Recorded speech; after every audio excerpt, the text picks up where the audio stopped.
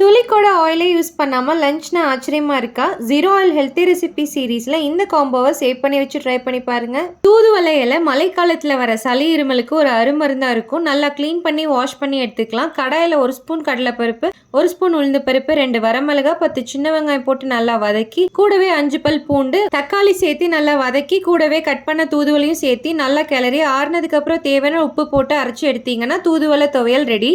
தூதுவளை தண்டு ரசத்துக்கு மிக்சர் ஜாரில் 1 ஸ்பூன் சீரகம், 1/2 ஸ்பூன் மிளகு, 5 பல் பூண்டு, கட் பண்ணி வச்சிருக்க தண்டு எல்லாத்தையும் சேர்த்து அரைச்சி எடுத்துக்கலாம்.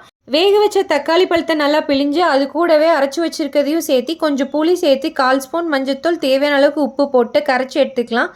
கடாயில் கடுகு, சீரகம், இடித்த வெங்காயம், வரமிளகாய், இடித்த பூண்டு, கருவேப்பிலை, பெருங்காயம் போட்டு தாளித்து கரைச்சி வச்சிருக்க ரசத்தையும் சேர்த்து கொதிச்சு வரும்போது கொத்தமல்லி சேர்த்து இறக்குனீங்கன்னா தூதுவளை தண்டு ரசம் ரெடி. பீட்ரூட் பன்னீர் பொரியலுக்கு கடாயில் கடுகு, உளுந்து, பச்சை மிளகாய், கருவேப்பிலை, வெங்காயம் போட்டு நல்லா எல்லாத்தையும் வதக்கி விட்டு வேக வச்சிருக்க பீட்ரூட்டையும் சேர்த்து நல்லா கிளறிட்டு தேவையான அளவுக்கு உப்பு போட்டு வேக வச்சிருக்க பன்னீரையும் அது கூடவே சேர்த்து 1 கப் தேங்காய் பூ போட்டு இறக்குனீங்கன்னா பொரியல் ரெடி.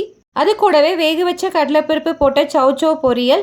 அதோட ரெசிபி வேணும் அப்படின்னு நினச்சிங்கன்னா பொரியல் அப்படின்னு கமெண்ட் பண்ணுங்கள். அது கூடவே வெள்ளரிக்காய், வேக வச்ச முட்டையும் எடுத்துக்கலாம். இந்த வீடியோ யூஸ்ஃபுல்லாக இருந்துச்சுன்னா உங்கள் ஃப்ரெண்ட்ஸ் அண்ட் ஃபேமிலிக்கு ஷேர் பண்ணிட்டு இந்த மாதிரி ஹெல்தியான ரெசிபிக்கு நம்ம பேஜை ஃபாலோ பண்ண மறந்துடாதீங்க.